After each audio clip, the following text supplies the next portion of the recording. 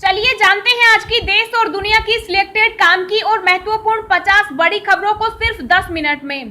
पर अभी तक आपने इस वीडियो को लाइक नहीं किया तो लाइक कर दीजिए। तो चलिए वीडियो स्टार्ट करते हैं। प्रधानमंत्री नरेंद्र मोदी ने यूएनजीए के 76वें सत्र को किया संबोधित। न्यूयॉर्क पहुंचते ही लगे भारत माता की जय के नारे। पीएम मोदी से मिलकर बोले बाइडेन, भारत और अमेरिका मिलकर मुश्किल चुनौतियों का सामना करने के लिए प्रतिबद्ध। सीपीआई नेता कन्हैया कुमार और गुजरात के विधायक जिग्नेश मेवाणी 28 सितंबर को कांग्रेस में होंगे शामिल।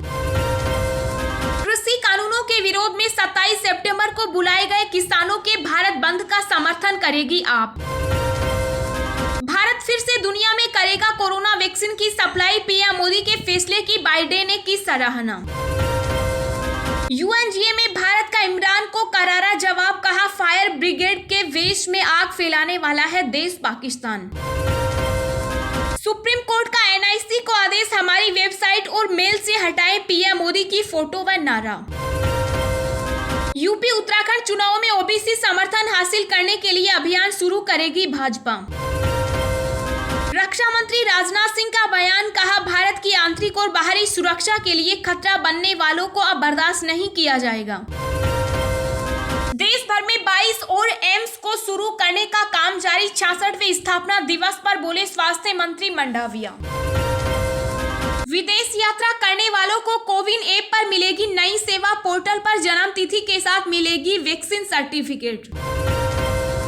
मौसम विभाग की बड़ी चेतावनी, आंध्र प्रदेश, ओडिशा समेत कई राज्यों में आज से भारी बारिश का अलर्ट जारी।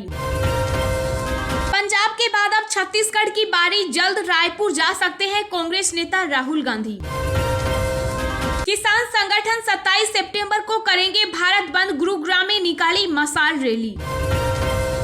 दिल्ली से सहकारिता सम्मेलन का आगाज, गृह मंत्री अमित शाह की मौजूदगी में हुआ आयोजन। राहुल गांधी का सरकार पर तंज, कहा जब देश में नफरत का जहर फैलाया जा रहा है तो कैसा अमृत महोत्सव। देश में कोरोना का कहर जारी। पिछले 24 घंटों में 29,616 नए मामले आए, 290 लोगों की मौत। उद्धव सरकार का बड़ा ऐलान, 7 अक्टूबर से खुलेंगे सभी धार्मिक स्थल, स्कूल खोलने की भी इजाजत।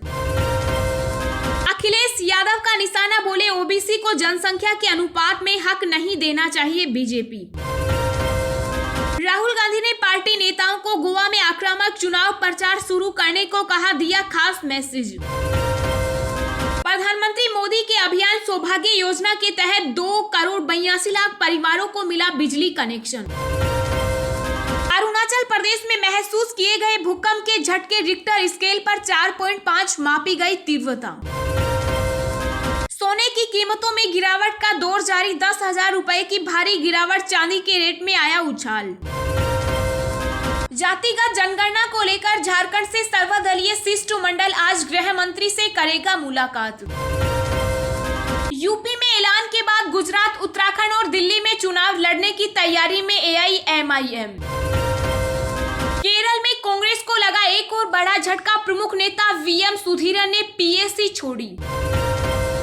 पंजाब के बाद राजस्थान कांग्रेस में हलचल, प्रदेश उपाध्यक्ष ने की पायलट के नेतृत्व में अगला चुनाव लड़ने की मांग। ओडिशा के 2 दिवसीय दौरे पर chief justice NV Ramana Puri के जगन्नाथ मंदिर में की पूजा।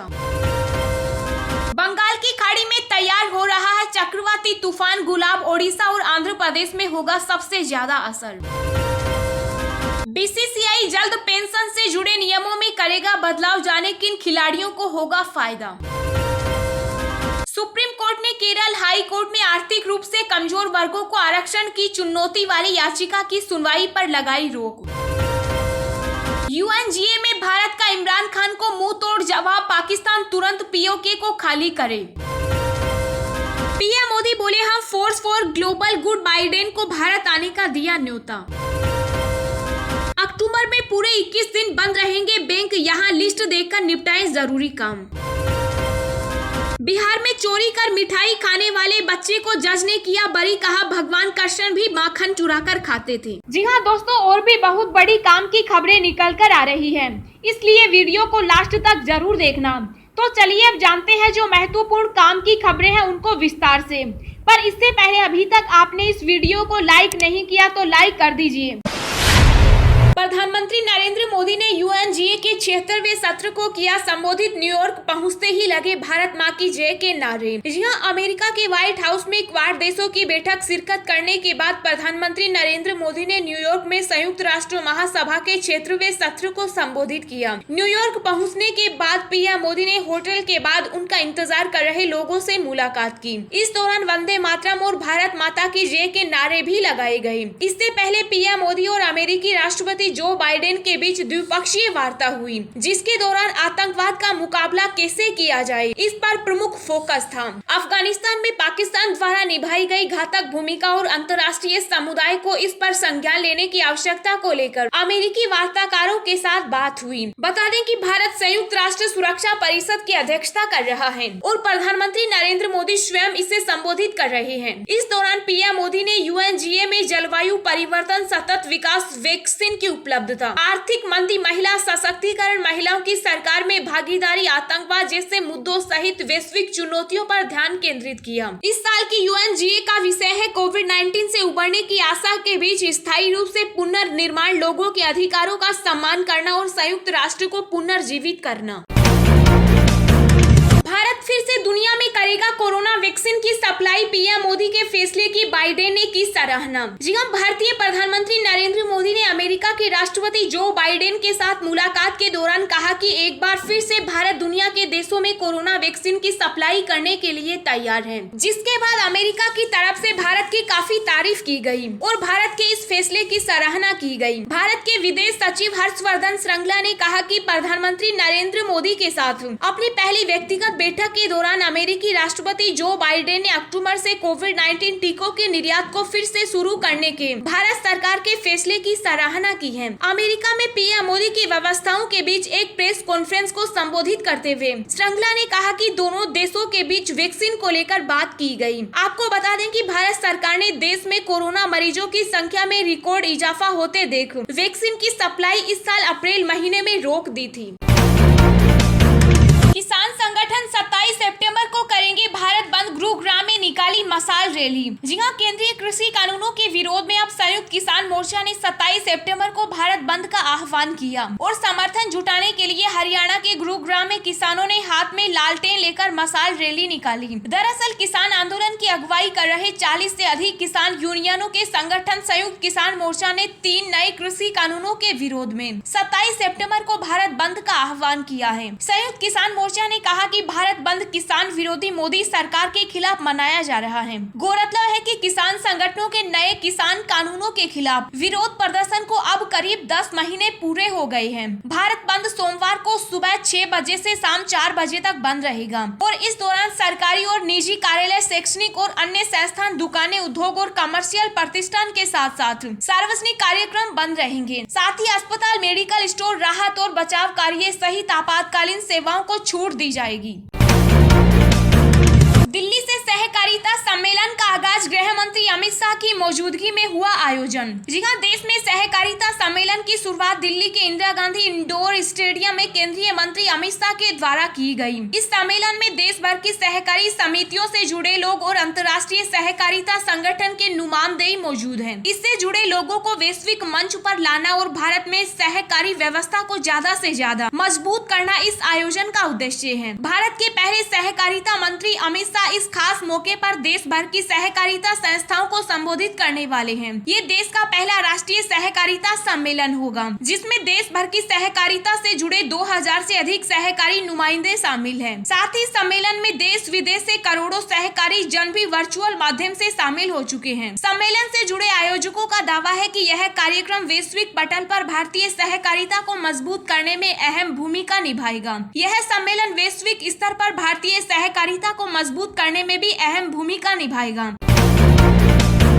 अक्टूबर में पूरे 21 दिन बंद रहेंगे बैंक, यहाँ लिस्ट देखकर निपटाएं जरूरी काम। जी हाँ, यह महीना समाप्त होने में अब कुछ दिन ही बचे हैं। इसके बाद नया मंथ शुरू हो जाएगा। अक्टूबर 2021 में नवरात्रि, विजयादशमी समेत कई सारे त्योहार पड़ रहे हैं। इस वजह से अक्टूबर महीने में कुल 21 दिन बैंक बंद रहेंगे। अगले महीने कई दिन ऐसे भी आएंगे जब बैंकों में लगातार छुट्टियां रहेंगी। ऐसे में अगर आपको अक्टूबर में बैंक से जुड़ा कोई जरूरी काम है तो आप इससे पहले ही लिस्ट देकर निपटा लें। बता दें कि भारतीय रिजर्व बैंक की अक्टूबर महीने के लिए आधिकारिक बैंक छुट्टियों की सूची के अनुसार आगामी कैलेंडर माह छुट्टियों और त्योहारों से भरा हुआ है। इसमें भारत के कई शहरों में कई बैंक बंद रहेंगे। हालांकि 21 दिन की छुट्टी में साप्ताहिक छुट्टियां भी शामिल हैं। बता दें कि आरबीआई गाइडलाइंस के मुताबिक रविवार के अलावा महीने के दूसरे व चौथे शनिवार को बैंक बंद रहेंगे।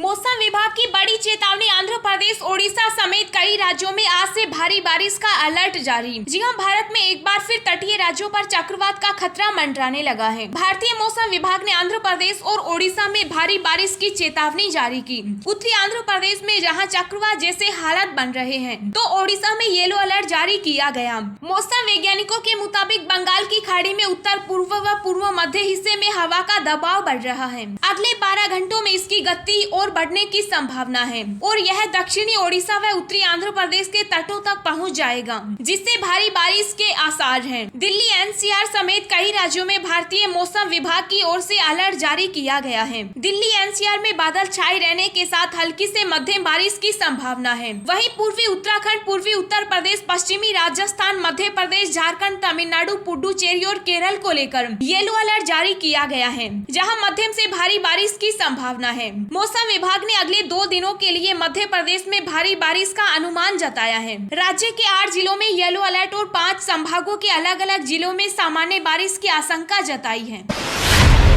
दिन भर की ताजा खबरें सोशल मीडिया पर पाने के लिए आप हमें फेसबुक, ट्विटर, टेलीग्राम पर ज्वाइन करें। लिंक नीचे डिस्क्रिप्शन में दी गई है। इसके साथ ही खबरें सबसे पहले पाने के लिए चैनल को सब्सक्राइब करें और बेल आइकन को प्रेस करके ऑल को सेलेक्ट करें। राहुल गांधी ने पार्टी नेताओं को गोवा में आक्रामक चुनाव प्रचार शुरू करने को कहा, दिया खास मैसेज। जी हां, कांग्रेस नेता राहुल गांधी ने गोवा में अपनी पार्टी के नेताओं को राज्य में आक्रामक चुनाव प्रचार अभियान शुरू करने और सत्तारूढ़ भारतीय जनता पार्टी की हार सुनिश्चित करने को कहा। गोवा में अगले साल फरवरी में विधानसभा चुनाव होने हैं। कांग्रेस के गोवा डेस्क के प्रभारी दिनेश गुंडू राव ने एक बयान में कहा कि राहुल गांधी ने नई दिल्ली में पार्टी के नेताओं के साथ हुई बैठक में यह बात कही। दिनेश गुंडू राव के अलावा गोवा विधानसभा चुनाव के लिए पार्टी के वरिष्ठ चुनाव पर्यवेक्षक पी चिदम्बरम, महासचिव केसी वेणुगोपाल, गोवा प्रदेश कांग्रेस समिति के अध्यक्ष गिरीश चोडनकर और कांग्रेस विधायक दल के नेता दिगंबर कामत बैठक में शामिल हुए। दिनेश राव ने कहा कि हमारे नेता राहुल गांधी चाहते हैं कि गोवा में कांग्रेस पार्टी राज्य के लोगों की आकांक्षाएं पूरी करे और उनकी भावनाओं का सम्मान करे। उन्होंने बताया कि राहुल गांधी ने पार्टी नेताओं से आगामी विधानसभा चुनावों में आक्रामक अभियान शुरू करने और भारतीय जनता पार्टी की हार सुनिश्चित करने को कहा है। उद्धव सरकार का बड़ा ऐलान, 7 अक्टूबर से खुलेंगे सभी धार्मिक स्थल, स्कूल खोलने की भी इजाजत। जी हां, कोरोना महामारी की दूसरी लहर अब कमजोर पड़ चुकी है। इसे देखते हुए लंबे समय से महाराष्ट्र में बंद धार्मिक स्थलों को 7 अक्टूबर से खोलने की इजाजत दे दी गई। त्योहारों की शुरुआत हो रही है। ऐसे में नवरात्र के पहले दिन से राज्य में सभी मंदिरों के साथ अन्य धार्मिक स्थल भी खोल दिए जाएंगे। मुख्यमंत्री उद्धव ठाकरे ने कहा कि राज्य में सभी धार्मिक स्थल 7 अक्टूबर से खुलेंगे। महाराष्ट्र सरकार ने तीसरी लहर की तैयारी की है, लेकिन एहतियात बरतते हुए राज्य सरकार विभिन्न गतिविधियों में छूट दे रही है। मुख्यमंत्री ने कहा कि राज्य में संक्रमण के मामले कम हो रहे हैं, लेकिन कोरोना वायरस का खतरा बना हुआ है। इसके साथ ही महाराष्ट्र के मुख्यमंत्री उद्धव ठाकरे ने 4 अक्टूबर से प्रतिबंधों के साथ स्कूलों को फिर से खोलने की अनुमति दे दी है। इसके मुताबिक महाराष्ट्र के ग्रामीण क्षेत्रों में 5 से 12वीं कक्षा, कस्बा और शहरी क्षेत्रों में 8वीं से 12वीं कक्षा के लिए स्कूल खोलने की अनुमति दी है। बता दें कि कोरोना महामारी के कारण पिछले 1.5 साल से स्कूल बंद थे। बच्चों की ऑनलाइन पढ़ाई चल रही थी। देश में कोरोना का कहर जारी। पिछले 24 घंटों में 29,616 नए मामले आए सामने, 290 लोगों की मौत। जी हां, देश में एक बार फिर से कोरोना के नए मामलों में कमी आने लगी है। स्वास्थ्य मंत्रालय की ओर से जारी किए गए आंकड़ों के मुताबिक पिछले 24 घंटे में देश भर में कोरोना के कुल 29,616 नए केस आए और इसी दौरान 290 लोगों की कोरोना से मौत हो गई। वहीं पिछले 24 घंटे में 28,046 कोरोना संक्रमित इलाज के बाद ठीक भी हुए हैं। इस हिसाब से एक दिन में कोरोना के कुल मामलों में 4,496 नए केस बढ़े हैं। देश भर में सबसे ज्यादा कोरोना के केस केरल में सामने आए हैं। केरल में कोविड-19 के 17,983 नए मामले सामने आए और 127 लोगों की मौत हुई। इसी के साथ केरल में कोरोना संक्रमितों की संख्या बढ़कर 45,97,293 हो गई। अगर देश भर में कोरोना के टीकों की बात करें तो भारत में अब तक 84 करोड़ 15,18,000 कोरोना की डोज दी जा चुकी है। केंद्रीय स्वास्थ्य मंत्रालय ने बताया कि देश भर में 84 करोड़ 89,29,160 कोरोना वैक्सीन के डोज दिए जा चुके। वहीं भारतीय आयुर्विज्ञान अनुसंधान परिषद के अनुसार अब तक करीब 56 करोड़ 16 लाख कोरोना टेस्ट किए जा चुके हैं।